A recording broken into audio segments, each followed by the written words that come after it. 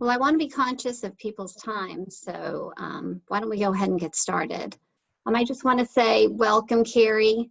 I'm really excited to see you all here tonight. My name's Luana Deans. I'm the project manager for the Chapel Hill Road Mobility Study, and I want to introduce someone who is very familiar with Chapel Hill Road because it's right next to Town Hall, 1 block away.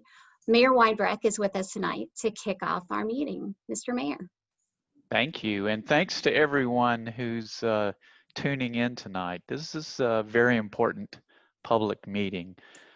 We've seen a lot of change in our downtown and in Cary. We haven't seen a lot of change on Chapel Hill Road, and it's time we start thinking about that change. A lot of you probably don't know that around in the 1920s sometime that there was a need to go from Cary to Durham, so they paved this road for automobiles, and most of that road is Chapel Hill Road. And so it's been around that long. It's been around a long time, and you probably use it a lot like I do. I use it to go to Town Hall. Maybe you use it to go to Herb Young or to the Greenway, or maybe you drive through to on your way to work. Or maybe you have a good meal at Maximilian's or get some wine at Chatham Winery. There's many reasons that people go up and down Chapel Hill Road. And as you go up and down Chapel Hill Road, you'll notice some weird left turns, the lack of sidewalks, and a lot of things that we need for Chapel Hill Road. So this is our time, I think, to think about the vision, what we want to see along Chapel Hill Road. And we want people not just to drive through Chapel Hill Road. We want them to stop and be a part of what's going on in the area. And so I think that's important, and I'm really looking forward to hearing some input and hearing thoughts from everyone this evening. So once again, thanks for participating, and thanks for inviting me to be a part of it. Thank you, Mr. Mayor. I agree with, I appreciate your thoughtful words. I agree with your sentiment that Chapel Hill Road, today kind of feels like a place that people drive through, and we really want it to be a place where people stop. So this really is the time and that is the purpose of this study, really, because if you think about the corridor, it's kind of a hodgepodge collection of lanes. We have 5 lanes, 3 lanes, 2 lanes, back to, 4 lanes. And it's really inconsistent when you look inside the Maynard Road Loop. And that's one thing that we're trying to get a handle on with this study. What do we want it to be? Because right now it does feel a little forgotten. A few housekeeping items before we jump into things. I actually had someone reach out to me today, Lee, I hope you're here, telling me this would be her first Zoom meeting. So we're all learning Zoom. It's all kind of a virtual world that we're in. So if you were on this meeting, please mute yourself. There are a couple of controls at the bottom of the screen that you'll see. One is participants. So if you don't see your name showing up underneath there, please go ahead and go into participants and into your name. Another important feature of Zoom is the chat button or the chat box. And go ahead and open that up too. So anytime during this presentation you have a question, go ahead and enter that in. We're going to make sure that there's time at the end of the meeting to answer questions and then also get feedback from you too. There's going to be live polling at one point during the meeting. So please, when you see those polling questions pop up, go ahead and answer them as quickly as possible so we can get through. And then if you are having connectivity issues, turn off your video too, or try and track down all the other people in your house streaming video and get them to pause for the next hour or two. So, but in worst case scenario, we are recording the session and it will be posted on the project website tomorrow. So give us a little time for that. So our agenda for tonight. We've already had our welcome and introductions. We talked a little bit about the project, but we're going to dive deeper into that today. What we've learned so far during the study, we've done our existing conditions analysis. We've already started our public engagement. Mike mentioned it earlier. I don't know if you heard that we had a survey that was live until September 24th, and we had 1,400 people respond. So the responses we got from that. And then learning what a complete street is also. If you don't know what a complete street is yet, you will by the end of the night. And then our next steps for the study. And certainly we are going to give you some homework before you guys leave tonight. There is the visual preference survey that just went live today. And so we're certainly going to ask you to fill that out too, and that'll be live for the next month. Next slide. Right, our team. So the town study is led by myself and Juliet Andes from the town, and then we have our consultants Stantec, which is being led by Mike Rukowski and Erica Ortman. You'll see both of them on here tonight. Jackie Turner consultant, Jackie Turner is on tonight with us also, and then Matt Hayes, who is our complete street guru, who will be teaching about complete streets tonight. Chapel Hill Road. The project study area is inside the Maynard Road Loop. So it's approximately 2.5 miles long. And as I mentioned earlier, it's just kind of a hodgepodge collection of lanes. There's real no consistency. The mayor mentioned, you know, we're missing sidewalks throughout the corridor. And I frequently, when I drive to town halls, see people walking in the shoulder, in the grass along the roadway, or even in the paved shoulder. But Chapel Hill Road is part of our downtown, and there are a lot of neighborhoods north of Chapel Hill Road. And based on some of the feedback we've gotten from those neighbors and then also from the survey, it's really seen as a barrier. You know, if you live up there, if you want to go to some of the businesses, Maximilian's, Chatham Winery, it's really difficult to walk along the corridor or even crossing the corridor if you're heading downtown to Herb Young Town Hall or some of the other establishments. So those are some of the things that we're looking at the study and really trying to figure out what the right size is for the corridor. Our Imagine Cary plan, which is our long-range plan for the town, has Chapel Hill Road as a 4-lane divided corridor, divided meaning that there's a planted median. So if you think about Maynard Road, and if you think about Cary Parkway, those are 4-lane roads with planted medians.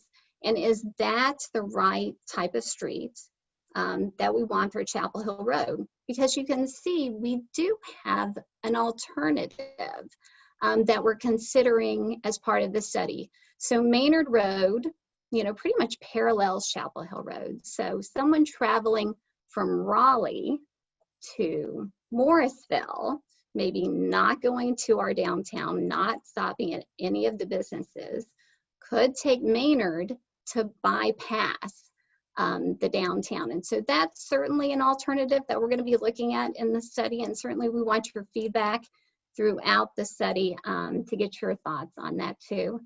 Certainly we do have 2 schools in the area. We've got Northwoods Elementary and Kingswood Elementary too. And just a variety of land uses. We have homes, people living on Chapel Hill Road. We've got the schools, we've got businesses, and even as you get to the east, light industrial. Herb Young, our community center, is right there on Chapel Hill Road. And so what makes sense for one part of the corridor may not make sense for another part of the corridor. Those are all things that we're going to consider throughout the study, and I hope you join us and share your ideas. Awesome. Thanks, Luana. Again, my name is Mike Rutkowski, and just looking at the chat box, Melissa Black writes, crossing Chapel Hill Road by Northwoods Elementary is incredibly dangerous, especially if you're using the Black Creek Greenway to walk to downtown. Absolutely in agreement with Adam as well on there. So as we move along, we're going to try to make this as dynamic as possible. Luana and the mayor have done a great job of laying down the context. You know, how did we get to this point, right? How has Chapel Hill Road changed over time? Let's keep in mind, you know, 80 years ago, this thing was a dirt road. So it's changed pretty dramatically since then. But really, it's that forgotten corridor. And I hate to say that, especially when one of my favorite restaurants, Maximilian, is located along that corridor, as brought up by the mayor, but I dare not walk there or ride my bike to that area. There's just absolutely virtually no amenities and no treatments to get there by 2 feet or 2 wheels. Okay, So the schedule, a lot of folks have asked about that. So we included this schedule here and really focusing on, if you think about it as 4 quarters of a football game, we're really in that midsection of that second quarter, right? This is the open house. This is that Project Symposium. It's really the first opportunity to see you and interact with you in an open dialogue to talk about problems, issues, and potential solutions. We'll spend the next hour and a half with you. We'll get you out of here no later than 7 o'clock, or Luana and Juliet are going to buy everybody ice cream later. But we'll definitely get you out of here by 7 o'clock. All kidding aside. The next quarter is really focused on the design. That's where we do our due diligence and dig deep into the analysis, right? And I guess the center point of that effort is a 4-day design workshop, also known as a charrette. But it's really where we take engineers, planners, landscape architects, and urban designers under one roof, and we dig down and start redesigning Chapel Hill Road from Maynard to Maynard, 2.5 miles long. The last corridor will come back to you after revising this, after taking your ideas for solutions and vetting them. Some will stay, some will be thrown to the ground, or we'll go on to the next big idea. The next time we meet, we'll actually get together after the charrette, after the multi-day workshop. We'll come back and kind of celebrate those recommendations and really hone in on the cost and phasing program, action. How do we take the next step and how do we move forward? All right, so we're in a virtual world, as you know, right? Any other time we'd be meeting face to face, but the reality is we've got to deal with our COVID crisis appropriately. We do have a web page, Town of Cary, just go there. And there's a lot of good information on there, graphics, data, there's a survey, we want you to take it. It probably takes 8 minutes max to do that. And then what we call an interactive map. This is kind of unique and kind of cool because you can get in there and you actually mark up an intersection, a problematic intersection. Oh, I need a left turn here. I need fix this gap in this sidewalk in this segment. I need to get from A to B downtown or to Northwoods or to the Black Creek Greenway. How do I get there? And so mark that up. We actually pulled that interactive map down September 24th, but we can put it back up if you still want it. It was part of the previous survey, so I didn't want it. But if you feel like it's valuable, we can put it back up. Good point. So I apologize. So yeah, we'll at least take the survey and at least we'll move forward, because as we move through this process, we're going to be asking you even more tough questions and challenges about trade-offs. Already, we've heard a number of constituents, citizens, elected officials, people that own property along the corridor, and we've had over 1,400 responses. And kudos to Juliet and Luana for getting the word out. But a very active community, as we all know, Cary is. So some of the things, the takeaways that we're hearing, I won't go through all of these, but some of them are, how are people using Chapel Hill Road? We know inherently it's a commuter route at times, right? Throughout the day. If it's quicker than Maynard, people may use it. And so getting passage to downtown, making a connection to downtown is important to how people are using it, to businesses, home, even going through either to the city of Raleigh or to Morrisville or to Park West. So it's being used by a multitude of users on a mobility standpoint. One of the key takeaways, however, unfortunately, is we ask folks, how satisfied are you with multimodal and the mobility opportunities along the corridor? Inherently, about 80% of this effort really points to the problems of being a pedestrian or a bicyclist along the corridor. There's virtually no treatments for bicyclists and large gaps in the sidewalk connectivity along the corridor.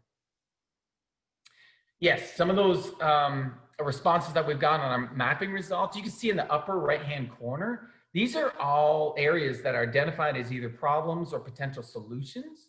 We actually did a word cloud here too, to kind of see what are we hearing over and over again?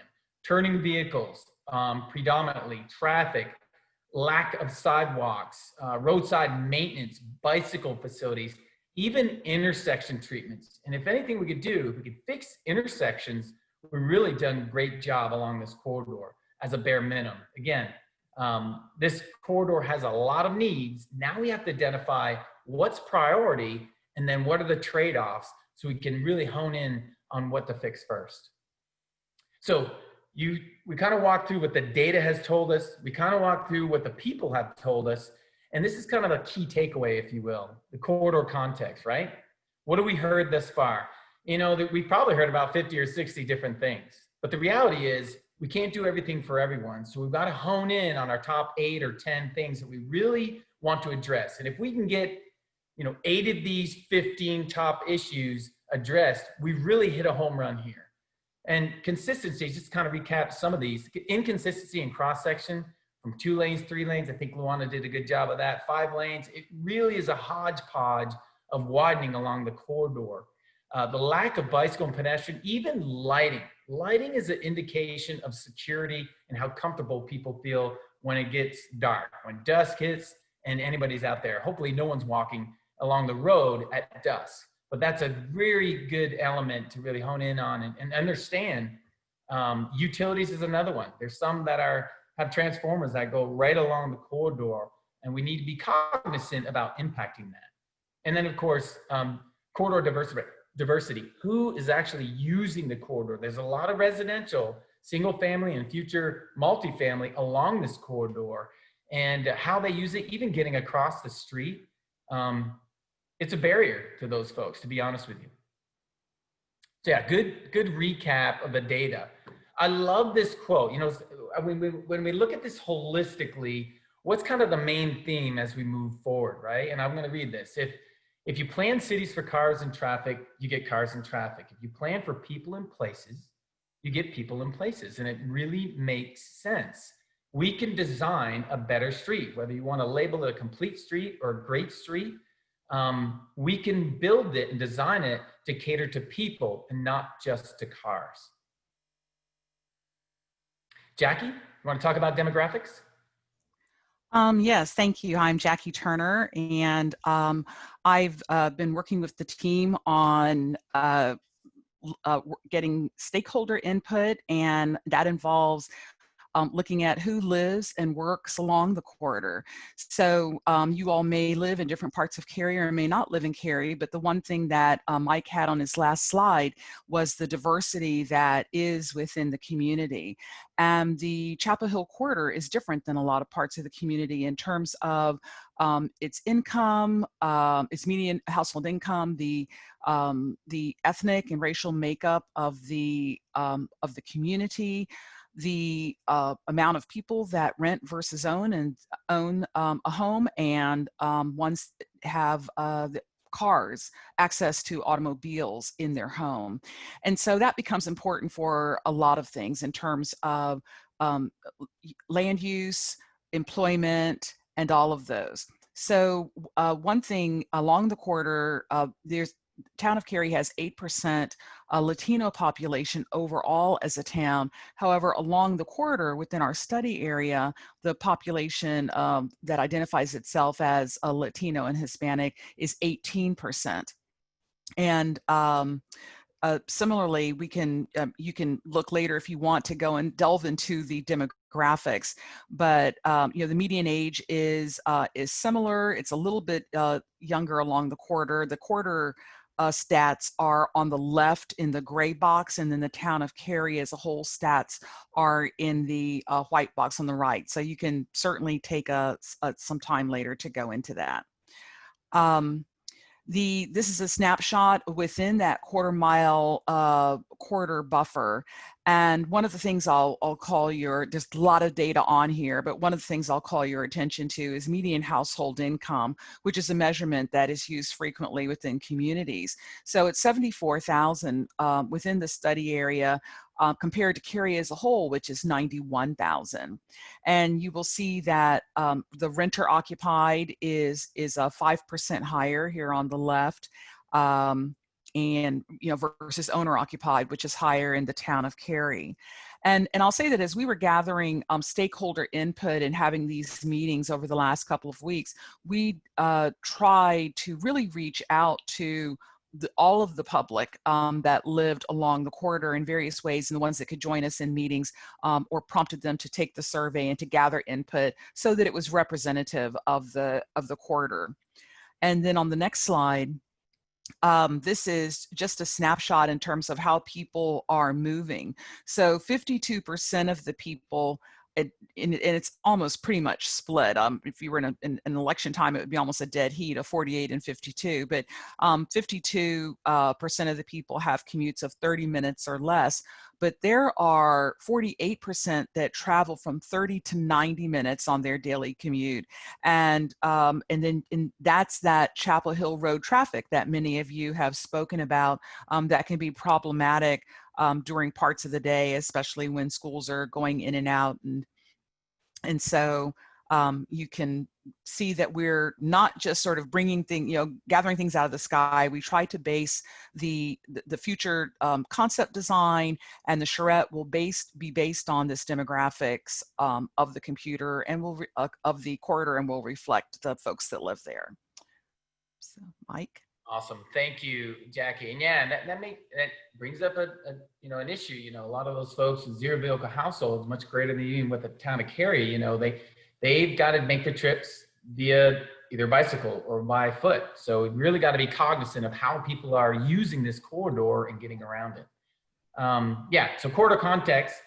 We also want to delve a little bit deeper into the kind of our due diligence, if you will, other data, right? So all of these maps are actually on the web page.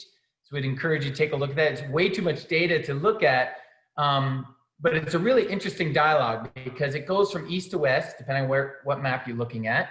And it actually shows like land use changes along the corridor by segment, as well as traffic and how accidents change throughout the corridor from Maynard to Maynard. And it's really interesting, even up here, active transportation, that just means we got a street side trail that starts out near the Lowe's Improvement, but that's pretty much it. As you go to the east, you got some sporadic sidewalk here and there. Likewise, this is the segment that's east of Academy Street. And so you start to get a better feel for how many accidents are happening along this segment corridor. A lot of things are happening east of Harrison, but on this segment, there's a higher speed actually happening along this segment. And why? Because there's less friction along that corridor and less curb cuts along here. So encourage you to kind of look at those at the, if you have an opportunity on the website, to delve down and really understand the context and how it changes along the corridor. Quick snapshot on a couple of other factoids along the corridor. Average daily traffic, right? That ranges from anywhere from 12,000 to 16,000. Predominantly, the most traffic is on your western side from Harrison to Maynard West. And so that's really important to understand how people are using that. We did look at level of service for bicycle, and that is just a snapshot of how well are we treating bicyclists along the corridor, right? Red means bad, green means great, blue means fantastic. And as you can see here, there's just no amenities for bicycle facilities going east-west along here. And in fact, we do have the greenway that connects in and kind of dead ends into the street. How we treat that to get them across the road and into downtown or along the corridor is going to be paramount. Yeah, there was actually some discussion in the chat a few minutes ago about extending that street side trail further east. So certainly something we're looking at. And it's part of our greenway plan too. So excellent. Next snapshot is pedestrian. This one really tells the story because on the west side, really from Northwoods to the west to Maynard, it's pretty good. You got that multi-use path, you're doing okay. But from there to the east, there's a lot of gaps in the system. We got to close those gaps and really understand how people are using this and how important it is to walk along. Just the cover page, the photo that we used originally with the young lady that had the cell phone to her ear walking in the ditch, and then she decided to run across the road, tells a story in itself, even though there was a big barreling or a truck barreling down the road behind her. People are taking chances out here, and it's not a safe environment. I think that was one of the things Melissa brought up earlier. Level of service for vehicular. A lot of people think there's a lot of traffic on here, and it's true. During the peak hour, this is true. It's not a whole lot of traffic, but it does have bottlenecks. When you go from 5 lanes near Lowe's down to 2 lanes just west of Harrison, that really becomes problematic, and it does become annoying to a lot of folks behind the wheel. Outside of that, on a daily capacity, we're not doing too bad compared to other modes. So that's important to understand. So, all right, now we're going to take a break. Let's go to the chat box a little bit. And now our next exercise is really kind of open up the dialogue. We're going to do some instant polling and have all of you hopefully kind of vet and really talk about those problem issues and the like. So Lee, is there a thought of extending the multi-use path from the Lowe's past Northwoods and Kingswood to Academy Street or beyond? I think Lee, just like Luana alluded to, that's part of that discussion, right? We've got to better understand where people are going, where those desire lines are going. But that's one of the things that we'll look at in terms of the trade-offs. There's just so much we can do within that right of way. And so we know there's going to be competing interests for it, but that is certainly one of the things that we'll look at. Is that right, Luana? Yes, we will. And it is part of our Greenway plan. If you were to pull up the town's Greenway plan, you would see that that street side trail extends all along the north side of Chapel Hill Road. And I'm trying to remember off the top of my head how far east it goes. Juliet may remember better than I do, but I think it at least goes to Academy, if not further east, but we can double check that and get back to you. Awesome. Heather writes, and this is kind of off the subject a little bit, I'd love to see these kind of meetings of Cary involved with the community for all of downtown. Excellent, excellent idea. The mayor's listening, I'm sure. There's a lot of demands on that, but these are very good collaborative meetings. So thank you for your compliment there. Melissa writes, is there a limitation to how we dream around Chapel Hill Road since it's considered to be a state maintained road? That's a good question. It is a state maintained road, but right now there's not a whole lot of dollars that DOT is generating. In fact, they found a over-programmed funding shortfall around $750 million. They announced that about four months ago. So our motto going in here, this is really important, Melissa, because our motto going in here is we've got to do more with less. And the reason why that's important, if we recommend a $40 million project, we know we're not going to get that project anytime soon. But if we understand our limitations, avoid utilities, and limit ourselves to staying within the right of way or staying adjacent to the right of way, we can do a lot more and do it in incremental phases if we have to. That is a great point. Elizabeth writes, can we do a street diet along Lowe's segment? Interesting. That's not the first time we heard that, Elizabeth. We heard that from a number of folks. It is very confusing there because the right turn lane abruptly dead ends, doesn't even connect with the adjacent, I forget the name of that road there on the south side.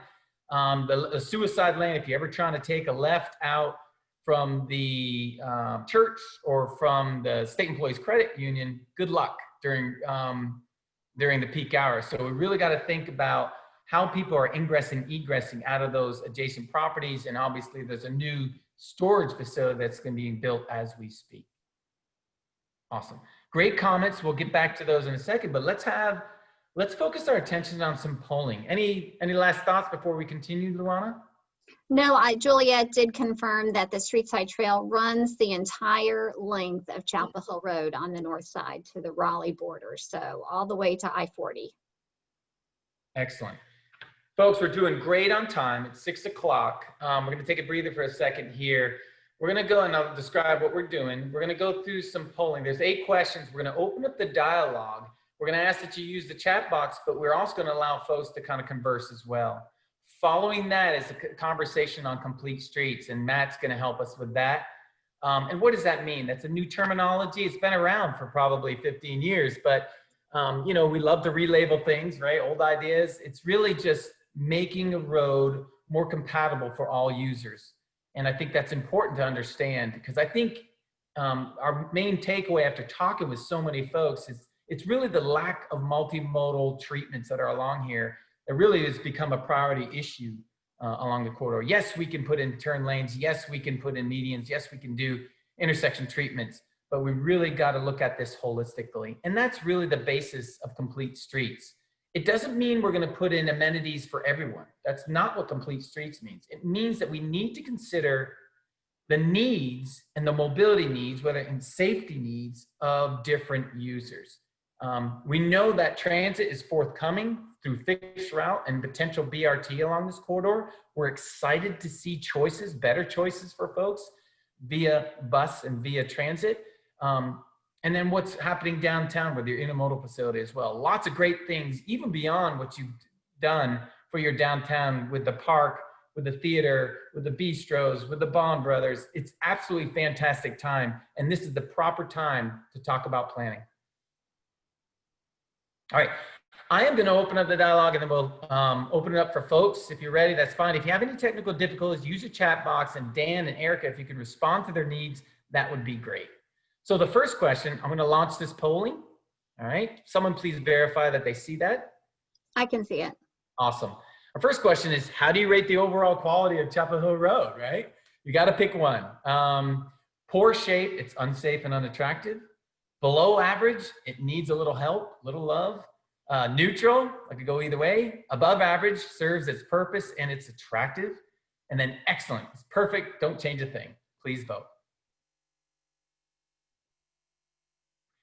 Right now we have over 60 people on the Zoom call. I'll let you know, give you a 10-second warning and you'll be fine.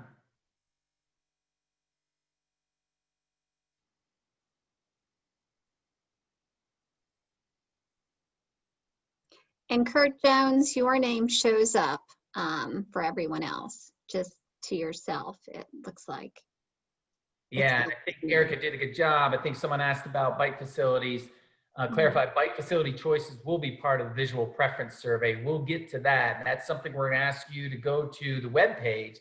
And really, if that takes you 3 minutes, I'd be surprised, because it's all about visuals. You pick the best visuals that you wanna see more of, or you wanna see introduced to the corridor. All right, 10 seconds, there we go. Anybody need more time? Just let us know. Dan, let me know. Going once. Going twice. I'm going to end polling and show you the results. Yeah, predominantly about 48%. What am I thinking here? Or actually 96%. It's either poor or below average. Not a big surprise there. And again, we haven't really planned this corridor. Now's our opportunity because it really has been neglected. Interesting enough, virtually no one selected above or excellent. That kind of makes sense too. Ooh, there you go. Our next question. I'm gonna stop sharing the results there. Go to the next one. Bear with me. Question number 2. Okay, I'm gonna launch this one. Which modes are most important to improve for Chapel Hill Road? And I want you to pick 2. It's a multiple choice. There you go. A, walking. B, bicycling. C, driving. D, ADA compliance, which are disabilities. And I actually saw a gentleman in a wheelchair trying to cross there around Durham Road. Or E, transit, BRT, or future fixed route service. Please vote. And again, pick 2.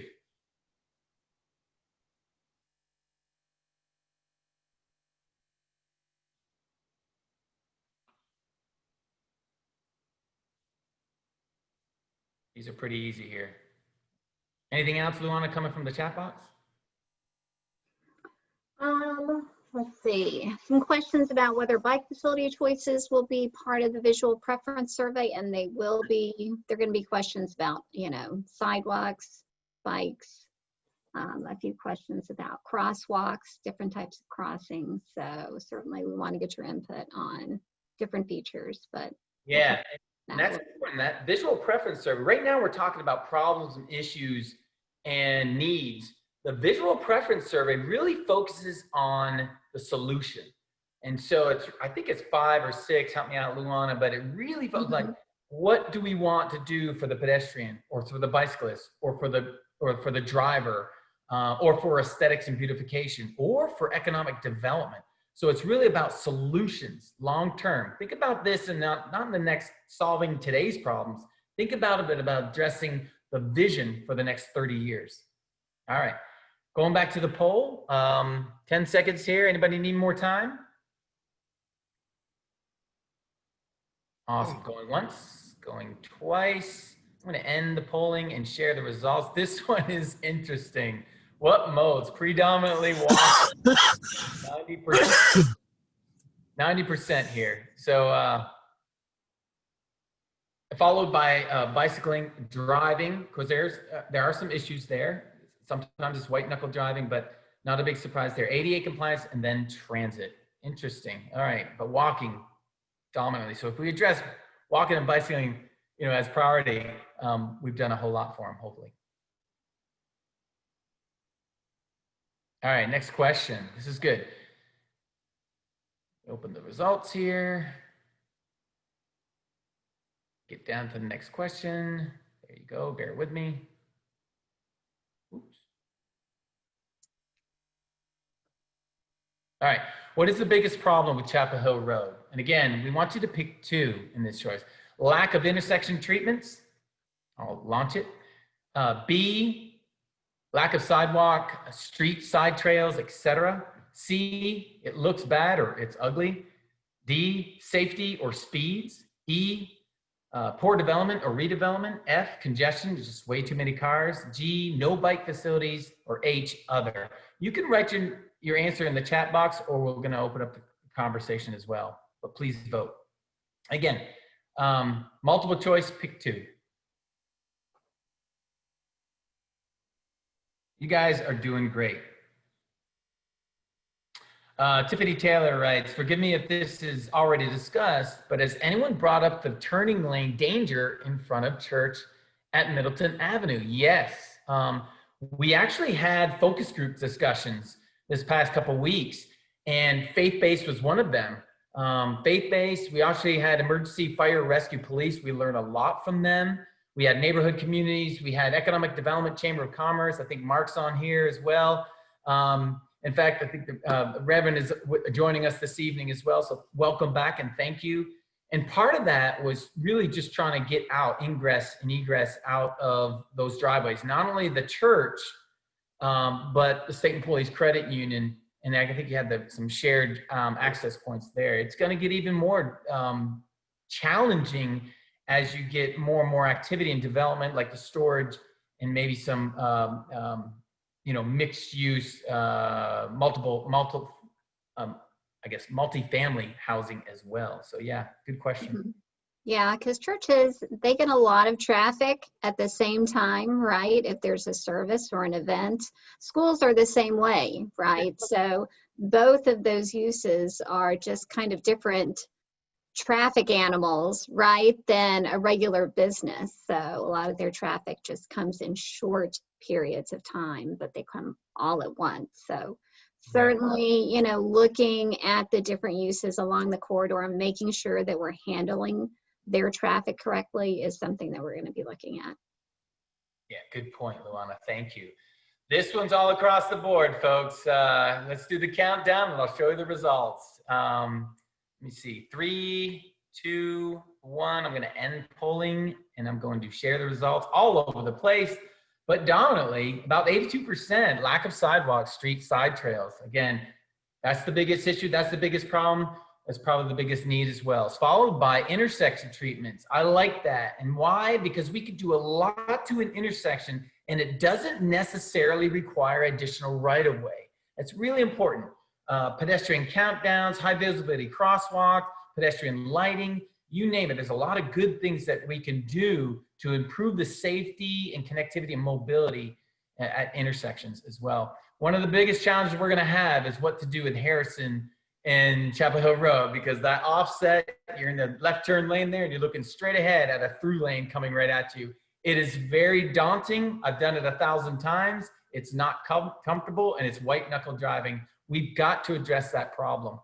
Followed by poor development and redevelopment. I think Luana brought it up earlier. It's a hodgepodge of development. On the east side, you got the single family, you got light industrial, you got some entertainment spots in there and restaurants, but then on the east side, you almost got, you got a mix in there of the school, the churches, the banks, Lowe's. And so everybody's trying to use this corridor differently, and we got to respect that, but I like this. All right, I'm going to stop the results here. Go to our next question. All righty. Here we go. I'm going to launch this as well.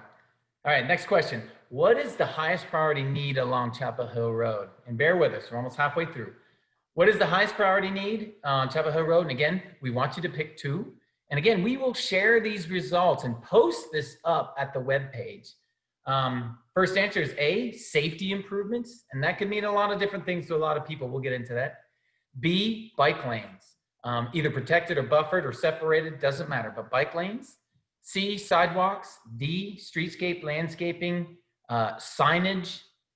E, consistent 2-lane or 3-lane cross section.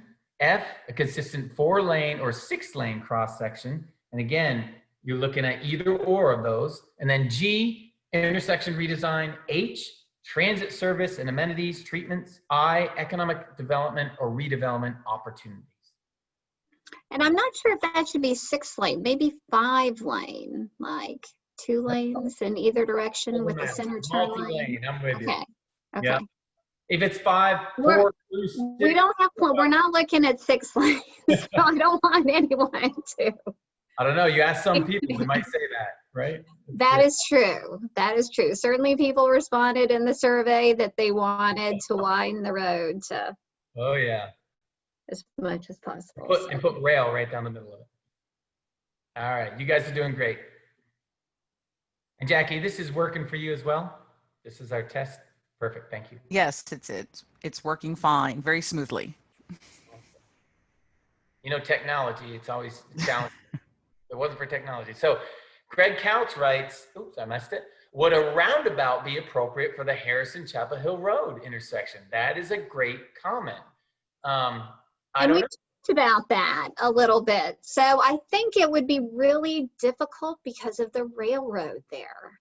My hesitation, you know, certainly we can look at it, and certainly it's been part of conversations in the past when we've talked about Chapel Hill Road, but with the railroad and the potential for cars to back up through the roundabout, then it would just lock everything up. And so that would have to be considered, right? How would we deal with the railroad? So, and I don't know if there's an easy answer to that, really. Yeah, that's the last thing you want to do. You can back up cars into an intersection. You know how that is. You can't block the intersection. That's fine. But you don't want to spill back cars into a roundabout, or it completely locks it up. So those are the things. But this is a good idea. I think that's one of the things that we've got to challenge ourselves and look at the feasibility of the. Lee Williams says, agree on that. Cars coming at you and swerving fast. Harrison turn lane. Yeah. Thanks for the validation. And a couple of other folks jumping on that. It's crazy. Yes. Greg Couch. I already talked about that. Stephen Goodrich writes, consistent 3-lane cross section would be nearly as good as bike lanes for cycling safety. Thank you, Stephen.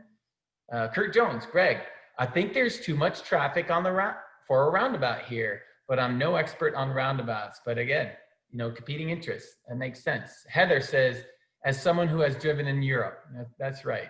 All right, good dialogue up and in there. Looks like we got about 50 responses on here. I'm gonna close down the polling in a couple seconds. Let's see, 3, 2, 1. I'm gonna end the polling and share the results. Wow, again, predominantly, I think we understand the biggest need here.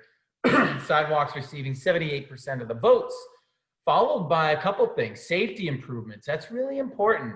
You know, if I'm walking on here or riding a bike or I'm ADA compliant, I do not feel safe in any form or capacity. That's why Northwoods has the crossing guard, who is the most polite person I've ever met along this entire corridor, mind you. But beyond that, that's a tough challenge. Someone else actually mentioned, you know, for the churches to get a crossing guard, just allow folks to come out. That's a short-term fix to a long-term problem. And so we've got to do better than that for these folks and make it safe to be able to take a left turn out. As far as 2 or 3 lanes versus multiple lanes, 28% to 4%, 28% versus 4% leans towards keeping it, you know, 2 or 3 lane cross section. Intersection redesign is also one that receives some votes on there. And then economic development, very, very little. All right, this is good. I'm gonna stop sharing and we'll go on to our next. We're more than halfway through. Next question. There you go. Bear with me, opening up. Okay, and I'll launch that. How safe would you rate Chapel Hill Road? And that's important. How safe, no matter for all users, right? And that's important. Good clarification, Luana. But how safe do you rate Chapel Hill Road for all users? Very safe, somewhat safe. I feel neutral. D, somewhat unsafe. And E, very unsafe. For all users. So that means motorists, cyclists, pedestrians, and we don't have transit users yet on Chapel Hill Road. But, so this Correct.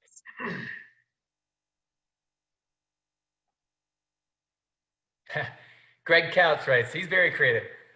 Maybe the town should tunnel Harrison under the train tracks. He qualified that, just kidding, but that's it.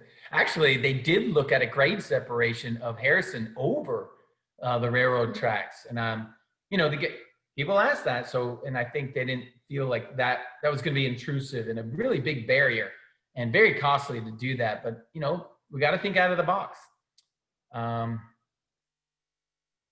Safety also, this is Betty Smith. Safety also depends on the attention of the users. Absolutely.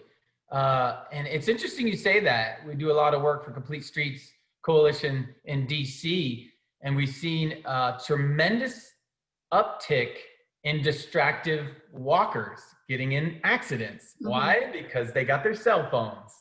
And much like drivers, we know that's happening. Everybody sees that down the road. So that's going to be a continuous challenge as we move forward, is the distraction. And there's nothing you can do in terms of design to mitigate that. Laura writes, these questions are a waste of time. You already know the answers. Just open the floor. There you go. We will open the floor, Laura. Appreciate it. But we also need to memorialize because we know there's going to be trade-offs. It may not be, it might be a waste of time. You may think that initially, but when you look at all the competing interests and what people want to do along this corridor, you'll quickly surmise that you're going to be doing the same thing that you've been doing for the past 30 years. And that's piecemealing and not having a plan that you can actually move forward with. We know, Laura, what I call informed consent. We never guarantee consensus, 100% consensus. That's a lie. No one ever does that. But what I do guarantee is that you may come in with 10 of your top priorities for this corridor.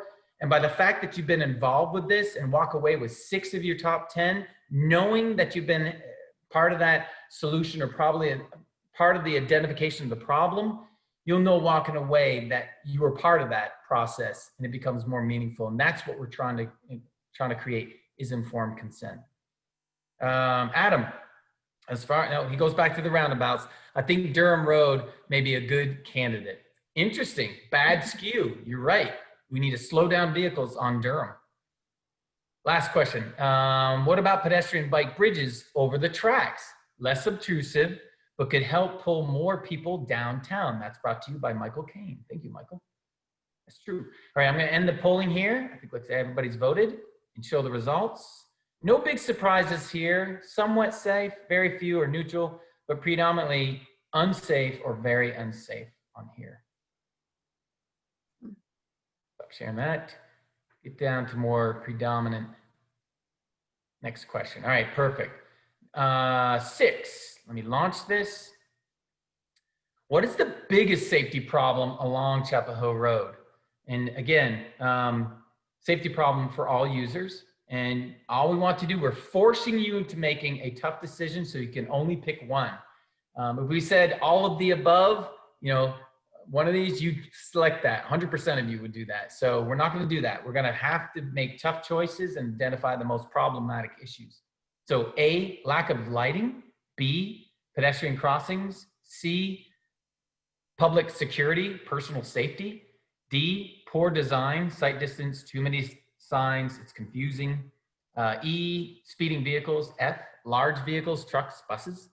G, something else, something entirely different. And you can write your answer in the chat box, or we can also ask it as well.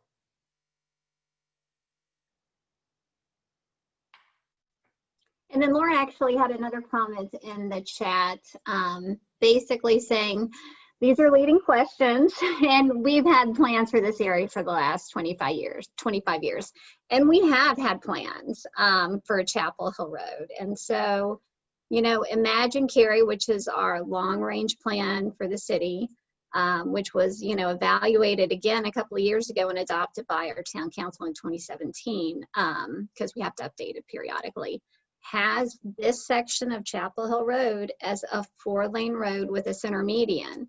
And so one of the things that we're questioning, even though that's our plan, is that the right solution, right? So we have a plan and we could go build it, you know, and adhere to it, but just kind of, you know, based on feedback that we're getting from, you know, different focus groups and different stakeholders, and then also from the survey, there are a lot of people that don't agree with that. And so that's just one reason why we're taking a look at it again. What's the right size for the road, and what type of amenities should we have? Like our plan today only has a wide outside lane for bikes. So instead of having a 12-foot lane, we're gonna give you 14 feet, but all bikes in the travel lane. So I don't know that I would put my child on a bike in an outside travel lane, you know, if they're going to Northwoods Elementary School. So again, that's something that we're gonna take a look at. So there is a plan. You're absolutely right. We're just not sure it's the right plan. Yeah. And so that's why we're doing this study. Yeah, and that's a good point. We've got to look at that. Not all solutions are created with numbers. And so even asking you, do we keep a 2 or 3 lane versus a multi-lane? A majority of the responses was, you know, keep it a 2 or 3 lane. Well, the plan right now says multi-lane. So we got to challenge the thoughts as we move along. Things change, it's dynamic. And that's the right timing to answer this. So planning is critical. One last comment made here. Adam writes, yeah, and I think it is awesome you all come out here today and tell us, hey, we have a 4-lane road here, but we need to reassess. Thanks. You're absolutely.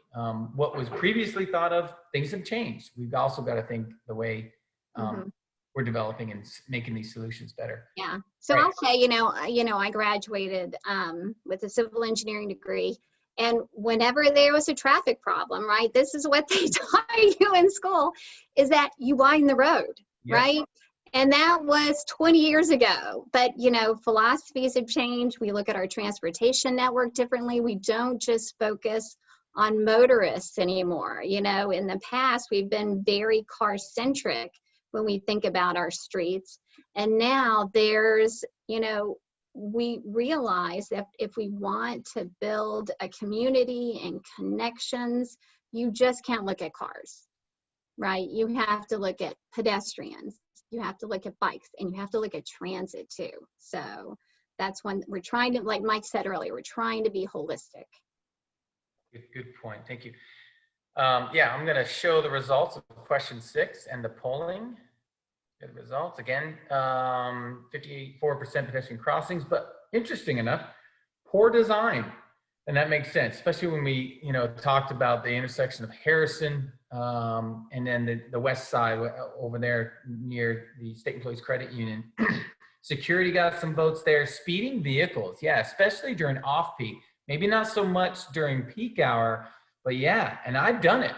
I will be the first one on this Zoom polling to say I have went faster than the speed limit, especially on the east side of Chapel Hill Road, because there's nothing in my way and there's no friction, and I don't have to worry about pedestrians because there's no sidewalks or crosswalks. So yeah, I have sped along Chapel Hill Road, and I guarantee 99% of the people on this Zoom call have sped on Chapel Hill Road as well, including the mayor. So I just want to throw that out there. There you go. I got a smile out of them. All right, someone chose, I'm going to stop right there, but someone chose other. Would that individual or 2 folks said, what else are we missing here? We got some time here, but what else are we missing? What other? And you can use the chat box if you want. That's fine too. Or I think they could unmute themselves, right? They have the sure. to unmute if you want to. What? Or maybe, is it stormwater? Is that what? the other Mike, is? I saw a lot of comments for sidewalks. That's what I've seen the most. I saw probably about 5 or 6 saying it's lack of sidewalks as being the biggest safety problem. Okay, gotcha. And I did see stormwater in there. Yeah, true. There's flooding that happens, and I've been, it's old infrastructure out there, and it puddles from certain locations. So that's important. All right. Next question. Let's get on. Number 7. Only 2 more questions. You guys are doing absolutely great. And the question is, how would you rate the quality in terms of design and appearance of development along the corridor? Is it bad, poor, good, or excellent? How would you rate the quality in terms of design and appearance of development along the corridor?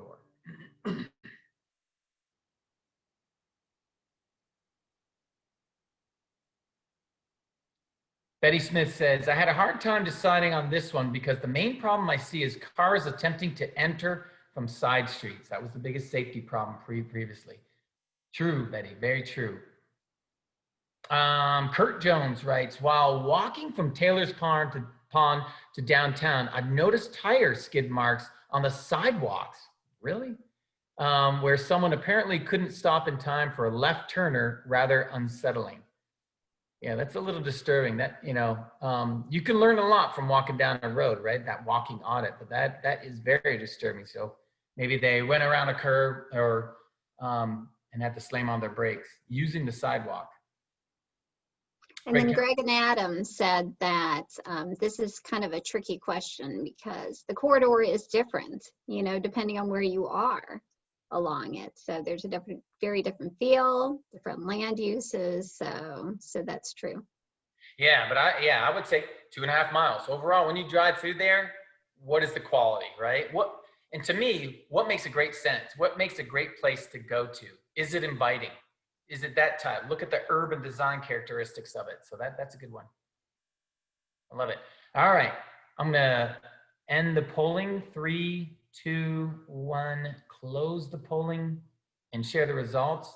Poor, right down the middle, but predominantly poor. Some say it's good, some say it's bad. And again, it's all relative to where you're at in the corridor.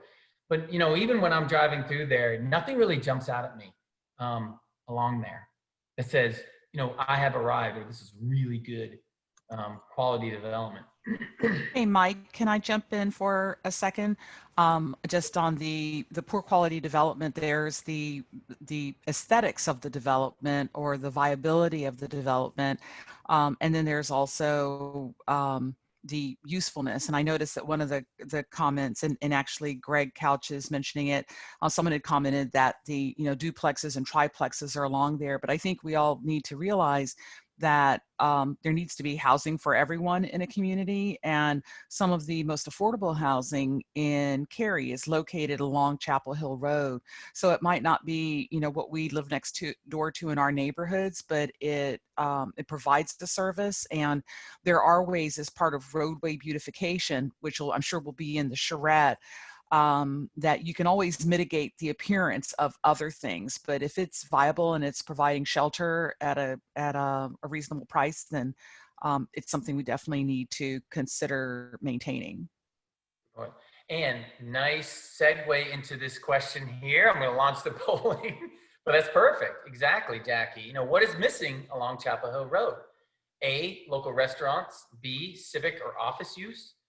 C, bars or entertainment. D, stores, shopping. E, affordable housing. There you go. It's very convenient. And then F, something else. Please vote. And we're forcing you to make, again, one selection here, because if I said everything, all of the above, you guys would choose that. So that's not fair to us or you. What do we got in the chat box, Luana? Let's see. Well, I just want to thank the mayor for joining us. I know he had a work meeting tonight, so he was getting off. But I think there was a little bit more discussion about affordable housing in here. So certainly that is an option on one of the polls, one of the answers for this current poll. So I don't know if anyone sees anything else. Yep. Chapel Hill is missing pedestrians. Kyle Hubert, you're exactly right. You want to make a great street?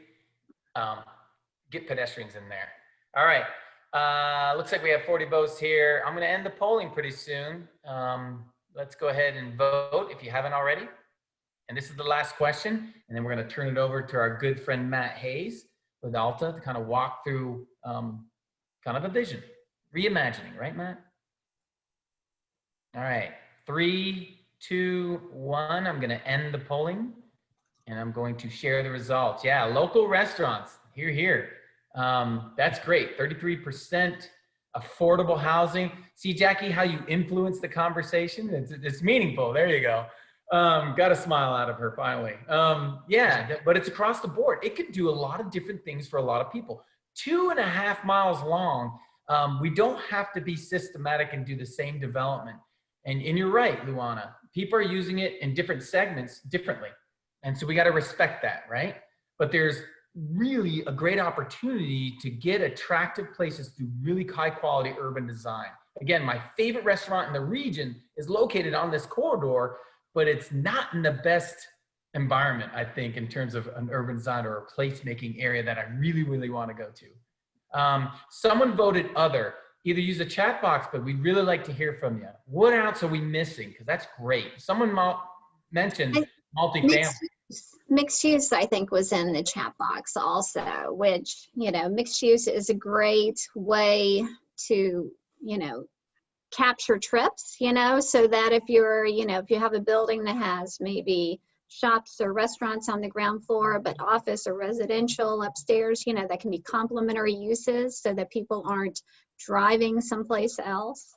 To get their food or to do their shopping or go to the dry cleaners, still kind of the little daily activities. It's nice to have in a mixed use development so you can minimize the number of trips you're making. Cafes, opportunities for multifamily or whatever. But you kind of have a little bit of that. You tried initially that incubator there across from Academy Street, right there with the shops on the bottom, and then you have office on the top. To me, density drives walkability, and that's really, really important. Density drives walkability in any downtown. I care less about what goes on top of a building, the second or third floor. What I really care about is that first floor and how interactive it is with the street and how it brings me in. So those are good shots. I'm going to stop sharing the results. We're doing great on time, folks. Hang with us. I'm going to turn this over. Stop sharing. There you go. I'm going to turn this over to Matt. Matt. Hey, thanks, everybody. And my name's Matt Hayes with the consulting team. We've got about 27 minutes left. So I think ask y'all to hang in there just a little bit longer, probably hearing some stomachs starting to growl and that sort of thing. So thanks for sticking with us this long. I'm going to spend 5 minutes, 10 minutes max, talking a little bit about some principles of complete street. We want to leave it open for about 15 minutes at the end, just for the floor, just to have people discuss and bring up some ideas and have some open-ended period. But I think a lot of this we've touched on tonight. What is a complete street? And really, most simply, it's streets for everyone. So you're accommodating all modes. And obviously, we've heard a lot tonight about needing to better accommodate pedestrians and bicyclists. But really, it's if we're doing it for all ages and abilities, that means those kids that are going to Northwoods Elementary. It means those elderly folks that might be trying to get out and take a walk or get around. If we can plan and design it for all ages and abilities, we're separating modes. We're giving people who are walking and biking separation from automobile traffic, and that's very important. Are we making it accommodating, creating a sense of place? Is it connected? Is it equitable? Is it serving everyone? And that's really what a complete street is. So, looking at the next slide, Chapel Hill Road today, I don't belabor this too much. We've talked about this a lot, but there's a lot of variation in what you see out there today, very automobile oriented. In this situation, you don't see crosswalks, sidewalks, et cetera, et cetera. Not a good place to be for walking and biking, definitely not a complete street today. And then, even looking at some background, we talked a lot about 25 years ago, 30 years ago, and how we've planned for this corridor. And Luana brought up a great point. We've talked about moving automobiles for so long. The paradigm has shifted a lot. And how do we move people? People that are in cars, people that are walking and biking. Well, now we're in the middle of a pandemic. And if you all have recognized this or seen this, we're seeing a heavy increase in people walking and biking, really as one of the only means to get out and have recreation, sanity, exercise when so many other things have been closed, and doing it in a socially distant way. In fact, bike shops are running out of bikes because people have really taken to this. And I think it shows a trend in the future, and we see the same thing in Cary as well. So are there opportunities for us to take a look at how we repurpose our roadways and our right-of-ways? Another interesting graph to take a look at is along the Neuse River Greenway. I don't know if you all have seen that on the next slide. We look at use of people bicycling. Historically, you can see that blue line across the bottom, and here in 2020, with the pandemic that's happened, this is a period of March through April, we've seen double, triple, quadruple the amount of people out using the greenways. And I think, again, it continues to move the dial in direction of people. It's amazing how many people I have met and talked to that maybe didn't even know the Neuse River Greenway was there. Maybe didn't know the Black Creek Greenway was there, or the White Oak Greenway, or the American Tobacco Trail. People who didn't know those were there, they know they're there now, and people are really appreciative of that, and it creates that quality of life and gives those people places to go. On the next slide, people think a lot about, you notice in some of the stuff Jackie showed earlier, there's a fair amount of people that don't have to commute a long way that live near and along this corridor. If you can make a trip walking and biking, you're having a positive impact on the environment, and that can mean a lot to people as well. And the next slide, I think talking about just the facility types and the separation that we need, but also just what are, people typically willing to walk? What's the distance people are typically willing to walk, the distance they're typically willing to bike? Usually it's about 1 mile for walking for most people in their comfort zone, comfort level, 3 miles for bicycling. And as we go to the next slide and we start really looking at our map in more detail, and we'll show you in the next slide that, 1 mile radius really gets you a long way from the center, which I would say Chapel Hill Road and Harrison of this study area. Really can get you all the way up to Maynard and all those neighborhoods that are north of Chapel Hill Road, and then many communities and neighborhoods south as well. There are some sidewalk projects that are happening that are funded and moving towards design and construction in this study area, really close to Chapel Hill Road, right there on East Johnson and West Johnson, but also on Sorrel Street as well. And I think this map is something that's very important, something that Stephanie raised earlier on in the chat box. We talk a lot about Chapel Hill Road and moving traffic along it, and the benefits of a 3-lane versus a 4-lane or a 5-lane. And Stephanie brought up a good point that, we can talk a lot about safety along the road, but when you widen roads to 4-lane, you're making it more difficult to get across it. We've heard a lot about that in this project. Is we don't want Chapel Hill Road to become a barrier to our neighborhoods north and south. If we widen the road, it becomes much more difficult to cross. So it's not only potentially a street side trail or a separated facility along Chapel Hill Road, but it's also how do we make sure we don't make it so difficult to cross that we're creating a barrier and we're separating downtown from those communities. I think that's really important. I know there have been a couple of questions about right-of-way concerns and the necessity of whether or not we're going to have to acquire easements, et cetera. The right-of-way does vary very dramatically throughout the corridor. There's a lot of different right-of-way widths, and so I think that's something we obviously are going to have to look at. I think the goal obviously is to have the least amount of impact, but we're going to have to take a look at that as we go through the study. So you'll see the next slide. This is kind of what I talked about. This is approximately what 1 mile is from a distance standpoint, north and south. And so you can really, cover a lot of ground and really just think about, you can imagine what it could be like going to a downtown event and doing it with your family, walking and doing it safely. So again, it's not just Chapel Hill Road that we want to look at. It's how do we get across it? How do we, create an environment that's hospitable for that? Next slide, thinking about complete streets, it is really a holistic approach. So not only the travel zone, how much space are we allocating for automobile traffic, for people walking and biking, but then the pedestrian zone and the building zone and how it all fits together and creates that sense of friction that Mike talked about, enclosure, kind of creating that environment that makes it more conducive for people to slow down and also the facilities for people to have that separation. Next slide is intersection treatments, and you can't emphasize this enough. I think historically we've done a better job of getting bikeways on the ground and sidewalks, but a lot of times we forget about the intersections, and that's where the conflict points are. not just major intersections like Harrison or Maynard, but also some of our neighborhood roads, and making sure we have the curb ramps, making sure we have the high visibility crosswalks. It makes a big difference in somebody's decision to make a trip.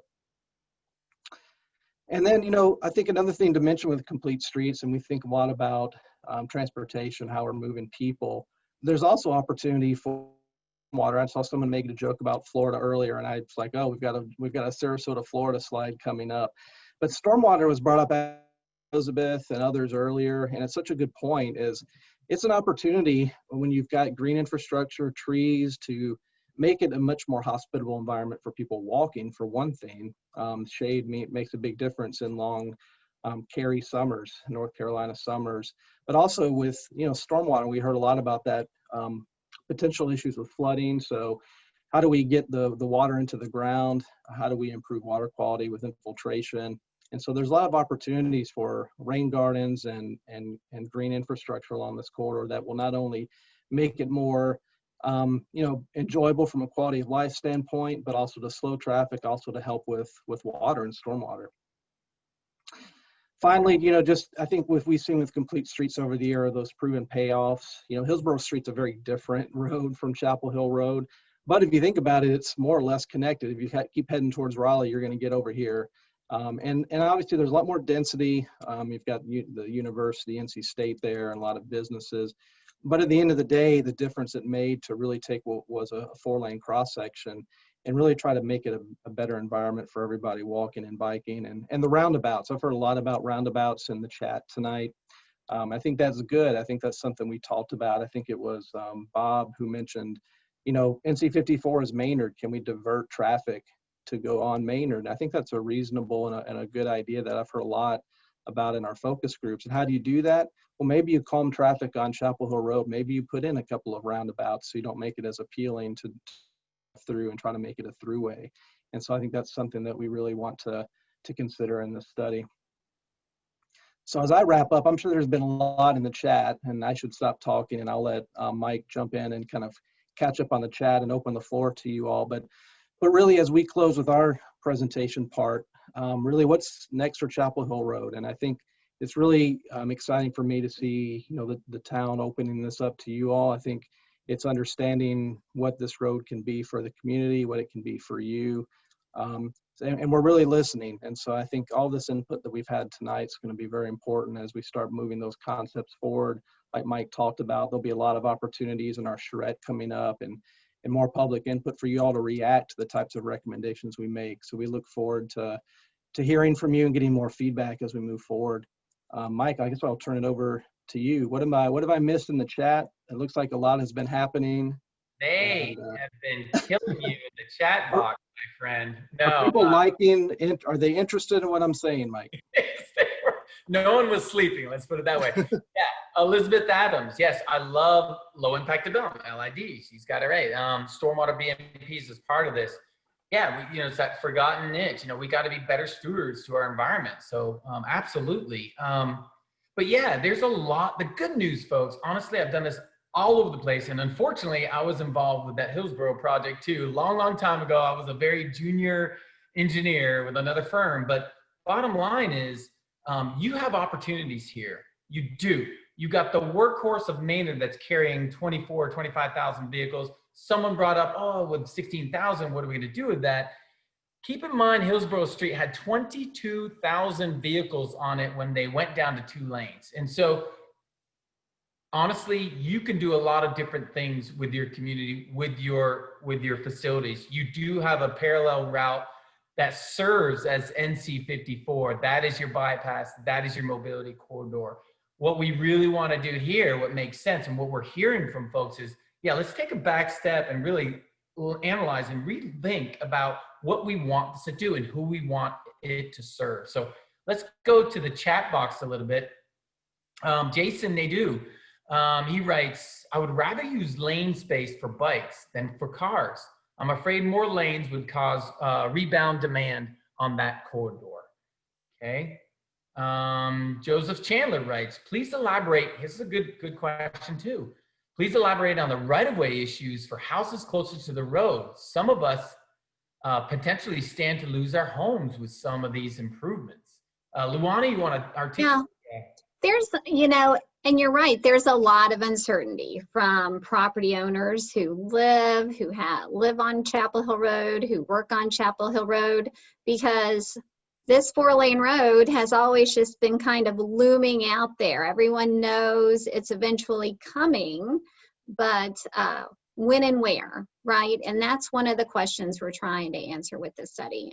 Certainly, if we go 4 lanes, obviously, it's going to impact property owners more than if we go a little narrower, because there's right-of-way varies so much. Matt mentioned it earlier, especially when you're west of Harrison. You really see the amount of right-of-way, the footprint of the road is what I mean when I say right-of-way, really kind of shrink down. So if we're going to do any type of improvements, we really need to thoughtfully consider what people want, right? And clearly, based on what we've been hearing so far, sidewalks is a top priority. But, you know, adding travel lanes takes right of way. Adding bike facilities takes right of way. Adding, you know, and, you know, landscaping, you know, we really have to consider and really try and figure out what our priorities are, because we won't be able to do everything, right? And certainly some of those property owners along the corridor aren't going to want us to do everything, because it's certainly going to impact their property if, you know, we make the footprint bigger and bigger. And so we're trying to come up with conceptual designs throughout this study so that you have certainty, right, on what the plan is going to be and how it's going to impact you. Yeah, that's a good point. We are going to produce physical footprints to understand the impacts of right away if we do. But also remember, we're in a funding shortfall here. You know, we don't have a whole lot of horsepower when it comes to funds dedicated to this project. Some folks have asked, are there funds? Is this project funded? It is not. And so we've got to be really cognizant. And I think our motto going into this, understanding the dynamics and lack of funding programs, that we're going to have to do a lot with less. And that means we've got to be really cognizant about those trade-offs. Once we get the priorities, now we look at trade-offs and the impacts to right away, the impacts to utility, because that's going to have a direct impact on how much it's going to cost. So back to the chat box, Lindsay Chester, she writes, multimodal paths like Davis Drive could be good here. Attractive and serves bikes and pedestrians. There you go. True. Doug Lively, this is a good one. Then you've got to change the behavior of all of those cars moving through Cary. Many of them are traveling the entire distance from RTP to 40. And yeah, during peak hour, that may be true, but we can also build in some traffic calming too. If we want Maynard to be that workhorse and really cater to moving cars and moving cars quickly, then we can do more and really make Chapel Hill Road be that the people street, be opportunistic for folks that live there, that they can walk across it or walk through it or ride a bike through it without actually getting on the road. So yeah, we've got to look at those trade-offs and priorities, and that's a good point. But we can have built-in traffic calming. We'll never be able to reduce the speed on here without physical changes to the way it's designed. And that's really, really important. I would like to speak on something. Go ahead, Laura. I've lived in the Raleigh-Durham area since 1989. I've lived in Cary since 1995. I've worked for the town of Cary. I've been to these meetings before. I've seen the 2020 planning. I've seen the 2040 planning. Along this corridor, every single plan calls for 3 to 4 story buildings. And each of those plans calls for building over our historically African American and social economic area of town. And I'm outraged, especially with this, what's been going on this year, on the possible racial and social economic injustice, because you're taking land away from people and just destroying it. And this, if it's a multi-lane divided highway, like the plans that I've looked at for the last 25 years, it will destroy our historically African American neighborhood. And North Cary, anything above north of Chapel Hill Road has traditionally been affordable housing for Cary. It hasn't always been that. I remember neighborhoods up here on North Harrison Avenue when people were upset about development out here. I've seen Harrison Avenue go from 2 lanes to 4 lanes. I remember Maynard Road being 2 lanes and it wasn't even completed. Yeah, so Laura, to that end, and thank you for the comments. You're absolutely right. And that's why right now your plan says to widen it to 4-lane divided 5 lanes. And that will take homes. That'll take property and that'll take businesses most likely. So what we're asking, we're challenging that, to be honest with you. We want to open up the dialogue and say, what has changed since that plan was put together, or that idea? I don't even know if it's a plan, it's just an idea. And so that's why we want to open up the dialogue and say, what's priority? Again, we got to answer the problem. We got to identify the problem first. As an engineer, we love solutions, but we rarely ask what the problem is. And so we got to understand that. And then we can identify the trade-offs and the impacts of the community that surround it. So Laura, absolutely. We got to be cognizant of that. And that's why we run the demographics. Who is using this corridor? Who lives adjacent to this corridor? I've lived in Cary for 25 years and I have property just north of Harrison. So I understand where we're at, and affordable housing is part of that. And it's because it's a great location. It's accessible to everything, including the downtown. So we need to be cognizant of what we're doing to displace. If we make a recommendation, maybe it is, we widen this thing out to 5 lanes. I don't think that's the road we're going down, but we've got to challenge the old plan. We've got to challenge the old idea that this needs to be a 5-lane with a suicide lane road. So to your credit, and understand the impacts to the communities and to the modes that surround it. And I would, and I would just, certainly second that, Mike and Laura. And I think that, and Laura mentioned that there were a number of plans. She rattled off 3 or 4 that state sort of maybe what future land uses would be. And so I think that, not just Laura's voice, but it's important for all the plans and all the different projects to, for the town to do its best engaging the stakeholders in the particular area. So, you can avoid, whether or not it's injustices or just displacement, which a lot of times comes with the redevelopment. I think a lot of us realize that there are a lot of opportunities along Chapel Hill Road, and a beautiful Chapel Hill Road will be desirable for developers. But I think that you'll have to balance that with considering, possibilities for displacement, and working with the existing residents, owners, renters will be important. Yeah. But time and time again, the developers win out in Cary. Well, we've definitely seen a whole lot of development in Cary. When I was here, I remember back then it was probably 50,000. You could beat me on that. And now we're up to 170. You're already stretched into Chatham County. So Cary is a growth. What we're interested in is protect the nucleus of your community. Make your downtown great. You're doing a lot of public investment already in there.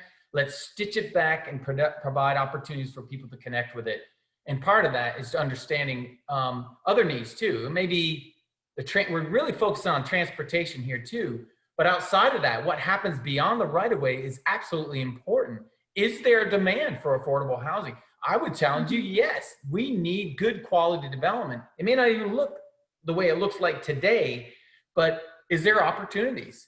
Tiny homes, is it smaller multifamily? I mean, what does that look like? Affordable housing or workforce housing, whatever you want to label it, but really understand how people are using it and better opportunities for people to live along this corridor.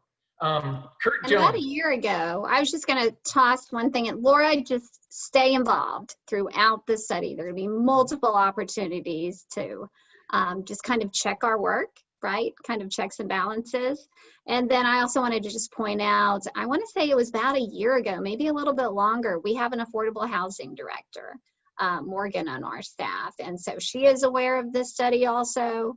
And we are, we're dialoguing with her, and she's just kind of helping us out. And so maybe we need to put her on the steering committee too. Then maybe that's something we need to consider. But just stay involved, Laura. I'm going to go back to the chat box. We got about 5 minutes left. And like we said, we're going to get you out of here or we're going to be in big trouble. So Elizabeth Adams writes, Hillsborough Street is a great model. Okay, there you go. Thank you. Greg Couch, love the rain garden idea. Frances Ann, she writes, I'm interested in this. Adam writes, Raleigh did a green street on Sandy Forks Road. That's a nice thing. All right, what's on that? Carissa writes, are you accounting for increase in cars and foot traffic from the increased density in your projections and plans? And the response is, we'd love to see density. I mean, honestly, if you want an active downtown, you need people in your downtown. And even in everything from not only commercial, and everybody wants their cafes and their restaurants and theaters and great places, but you really need people downtown in order to make it and build that synergy from it. There's a lot of great examples of areas that have a lot of density around it and thrive off of that model. Other areas like Cameron Village may have very low density and it's still surviving. Very few, if you'll know. But yeah, we need whatever we put down here, whatever we encourage and advocate for, we want to make it designed appropriately. Again, we care about its placemaking quality, how active it is, how attractive it is to be there. And I think that's what's going to make better quality design will lead to better quality street. Mm-hmm. Jennifer Saborin, sorry if I slaughtered your name. I'm curious about the timeline for this project. In relation to new downtown Cary Park, it seems like that project will draw a lot of pedestrian and bike traffic, and it seems ideal to have infrastructure in place in advance. That's a very good point. Timing is great. You couldn't have, I probably would have done this 10 years prior, but you gotta, we gotta pick your priorities on here. I think it's awesome and a good opportunity. Again, you gotta have that in place. And as you're making your downtown more attractive and walkable, you need connections to get people across the railroad, need them to get across this barrier called Chapel Hill Road. Even Harrison Avenue doesn't have sidewalks. It's got rolling cars that's going along so fast on Harrison Avenue. I would never want to be on a bike, never would want to be crossing that road at any time, all the way from Maynard to Chapel Hill Road. So there's got a lot of work. This is just one piece of that pie. Luana? Mm-hmm. Yeah, so I would just want to be conscious of everyone's time. I know we weren't able to answer everyone's question. Lee, hopefully I answered your right-of-way question also when I was talking about the footprint of the road. But certainly we are going to publish this recording on the website. So if you want to go back and take a look at it, you can also follow up with us. There is a new survey live now, so it's not the old one you did. Because we are all online, right? We're just going to keep touching base with people as we progress through the study, as we're coming to different decisions. So right now we have a visual preference survey. You're going to see lots of pictures, even an opportunity to rank some things. And we're going to put that, if you go to the project website, you are going to see a link to a survey there. And so you can click on that and that will take you to the survey. But I will also put the link to the survey in the chat. And I just want to thank everyone for being here tonight and just encourage you to stay involved throughout the study. You're going to be hearing from us if you subscribe to the project emails down at the bottom of the survey. Will keep you informed of any future engagement activities, because we certainly want to hear your voice as we are going through this process, because you are going to be the users. The mayor mentioned that the road was initially paved in the 1920s, right? So 100 years later, we're looking at it again. And I would hazard to guess that this road is going to be in place not for 100 years, but for 200 years, right? Because it's going to be so wonderful. Right? So this is a long-term improvement to our town. So stay involved. And thank you for joining us. Yeah. Perfect, Luana. Thank you so much. And everybody, thanks again. The wonderful team, stay involved. We're going to be back probably in November in a design workshop, but lots of kudos. Thanks for joining us. Go have dinner, have fun, and come visit us on the website. Thank you. Thanks. Stay well, everybody. Take care all.